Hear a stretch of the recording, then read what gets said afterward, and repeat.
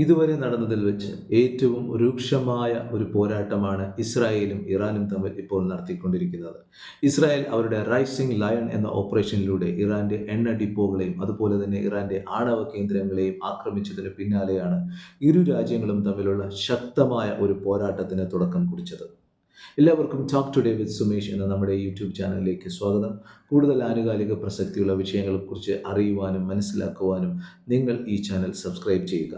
റിപ്പോർട്ടുകൾ സൂചിപ്പിക്കുന്നത് ഇസ്രായേലിലെ പ്രമുഖ നഗരങ്ങളായ ടെൽ അവീവ്, ജെറുസലം, ഹൈഫ, ബ്നൈബ്രാക്ക് എന്നിവിടങ്ങളിൽ ഇറാൻ അവരുടെ ഏറ്റവും അത്യാധുനികമായ ബാലിസ്റ്റിക് മിസൈലായ ഹജ് കാസിമും 100-ലധികം ഡ്രോണുകളും ബാലിസ്റ്റിക് മിസൈലുകളും ഉപയോഗിച്ച് വളരെ ശക്തമായ ആക്രമണങ്ങൾ നടത്തിയത് എന്നാണ്. ഇസ്രായേൽ അവരുടെ എയർ ഡിഫൻസ് സിസ്റ്റമായ അയൺ ഡൂം ഉപയോഗിച്ച് ഇതിനെല്ലാം ഡിഫെൻഡ് ചെയ്യാൻ അല്ലെങ്കിൽ ഇതിനെല്ലാം ഇന്റർസെപ്റ്റ് ചെയ്യാൻ ശ്രമിച്ചുവെങ്കിലും ഏകദേശം 20ഓളം മിസൈലുകളാണ് ഇതിനെ ഭേദിച്ച് ഇസ്രായേലിനുള്ളിൽ കടന്ന് വലിയ നാശനഷ്ടങ്ങൾ വരുത്തിയിരിക്കുന്നത് എന്നാണ് റിപ്പോർട്ടുകൾ. 2025 ജൂൺ 13-നാണ് ഇസ്രായേൽ അവരുടെ റൈസിംഗ് ലയൺ എന്ന ഓപ്പറേഷനിലൂടെ ആദ്യമായി ഇറാന്റെ ആണവ കേന്ദ്രങ്ങൾ, അവരുടെ സൈനിക താവളങ്ങൾ, എണ്ണ ഡിപ്പോകൾ എന്നിവയ്ക്ക് നേരെ അതിശക്തമായ ആക്രമണങ്ങൾ നടത്തിയത്.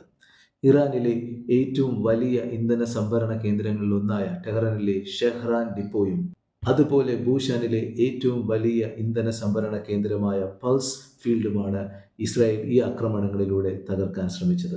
എന്തുകൊണ്ടാണ് ഇങ്ങനെയുള്ള ഏരിയകൾ ഇസ്രായേൽ ടാർഗറ്റ് ചെയ്യാൻ ശ്രമിച്ചത്? കാരണം ഇസ്രായേലിന് നന്നായിട്ടറിയാം എണ്ണയും പ്രകൃതിവാതകവുമാണ് ഇറാന്റെ ജീവനാഡി, സമ്പദ് വ്യവസ്ഥയുടെ ജീവനാഡി എന്ന്.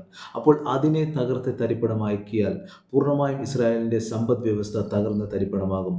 അങ്ങനെയാകുമ്പോൾ ഹിസ്ബുള്ള, ഹമാസ് പോലെയുള്ള തീവ്രവാദ സംഘടനകൾക്ക് ഇസ്രായേൽ കൊടുക്കുന്ന പിന്തുണ അത് അവർക്ക് പിൻവലിക്കേണ്ടി വരും. കൂടാതെ അവരുടെ ആണവ പദ്ധതിക്കും ഒരു തടയിടാൻ ഈ ആക്രമണങ്ങളിലൂടെ കഴിയുമെന്ന് ഇസ്രായേലിന് നന്നായിട്ട് അറിയാം.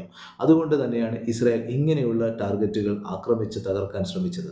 ഇറാനിൽ ഇസ്ലാമിക ഭരണകൂടം നിലവിൽ വന്നതു മുതലാണ് ഇസ്രായേലും ഇറാനും തമ്മിലുള്ള ശത്രുതയ്ക്ക് തുടക്കം കുറിക്കുന്നത്. അവരുടെ പരമോന്നത നേതാവായ അയത്തുള്ള ഖൊമേനി ഇസ്രായേലിന്റെ നിലനിൽപ്പ് അല്ലെങ്കിൽ എക്സിസ്റ്റൻസിനെ പൂർണ്ണമായും ചോദ്യം ചെയ്യുകയും മാത്രമല്ല പാലസ്തീനിന്റെ അവകാശവാദങ്ങളെ സപ്പോർട്ട് ചെയ്യുകയും ചെയ്തു.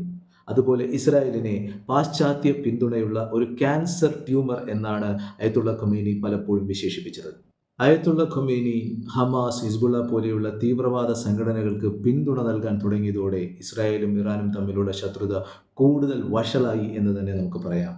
ഇറാൻ ഇസ്രായേലുമായിട്ട് നേരിട്ടുള്ള യുദ്ധങ്ങൾക്ക് പോകാതെ പലപ്പോഴും ഇസ്രായേലിനെതിരായുള്ള പ്രോക്സി വാറുകൾക്ക്, നിഴൽ യുദ്ധങ്ങൾക്ക് ഹമാസ്, ഹിസ്ബുള്ള പോലെയുള്ള തീവ്രവാദ സംഘടനകളെയാണ് അവർ ഉപയോഗിച്ചു വന്നത്. ഹിസ്ബുള്ള, ഹമാസ് പോലെയുള്ള ഏജൻസികൾ ഉപയോഗിച്ചുള്ള പ്രോക്സി വാറുകളെയും അതുപോലെ ഒരു ആണവ ശക്തിയായി മാറാനുള്ള ഇറാന്റെ അഭിലാഷങ്ങളെയും ഒരു വലിയ ഭീഷണിയായിട്ടാണ് ഇസ്രായേൽ കണ്ടത്. മറുവശത്ത് ഇസ്രായേലും ഇറാനുമായി നേരിട്ടുള്ള യുദ്ധങ്ങൾ ഒഴിവാക്കി പകരം ഇറാന്റെ ആണവ പദ്ധതികളെ മന്ദഗതിയിലാക്കുവാൻ സൈബർ ആക്രമണങ്ങളും അതുപോലെ ഇറാന്റെ ആണവ പദ്ധതികളുമായി ബന്ധപ്പെട്ട ഹൈ വാല്യൂ ടാർഗറ്റുകളെ അതീവ രഹസ്യമായി ഉന്നം വെച്ച് കൊലപ്പെടുത്തുക, ഇങ്ങനെയുള്ള രീതികളാണ് ഇസ്രായേൽ ഇവിടെ പ്രയോഗിച്ചത്.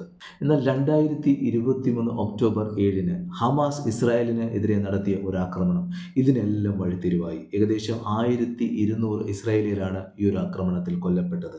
ഇത് ഗാസ യുദ്ധത്തിന് കാരണമാവുകയും ചെയ്തു. ഈ ഒരു ആക്രമണത്തോടെ ഹമാസിന് ഇറാൻ നൽകുന്ന പിന്തുണ അതൊരു വലിയ തലവേദനയാണെന്ന് ഇസ്രായേൽ തിരിച്ചറിഞ്ഞു. കൂടാതെ ആണവ പദ്ധതിയുമായി ഇറാൻ മുൻപോട്ട് പോവുകയാണെങ്കിൽ അത് ഭാവിയിൽ വലിയ ഒരു ഭീഷണി അയക്കാമെന്ന് ഇസ്രായേലിന് മനസ്സിലായി. അതുകൊണ്ട് തന്നെ ഇറാന്റെ ആണവ പദ്ധതിയെ ഏതു വിധേനയും തടയുമെന്ന് ഇസ്രായേൽ പ്രതിജ്ഞയെടുത്തു. 2025 ജൂണോടുകൂടി സ്ഥിതിഗതികൾ നാടകീയമായി വഷളായി.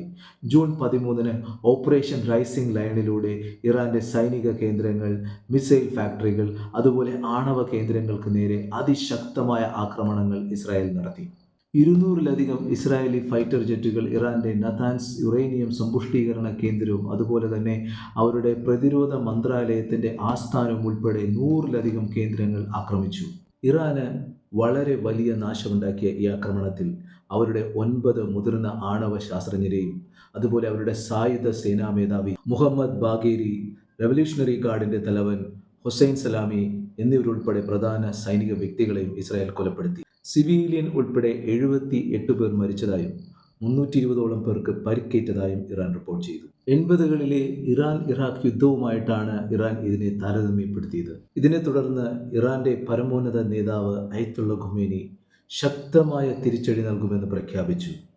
തുടർന്ന് ടെൽ അവീവ്, ഹൈഫ, ജെറുസലം മുതലായ ഇസ്രായേൽ നഗരങ്ങളെ ലക്ഷ്യമിട്ട് 100-ലധികം ബാലിസ്റ്റിക് മിസൈലുകളും ഡ്രോണുകളും ഉപയോഗിച്ച് ഇറാൻ തിരിച്ചടിച്ചു. 4 കുട്ടികൾ ഉൾപ്പെടെ 13 ഇസ്രായേലികൾ ഈ ആക്രമണത്തിൽ കൊല്ലപ്പെട്ടു. ഡസൻ കണക്കിന് ആളുകൾക്ക് പരിക്കുപറ്റി.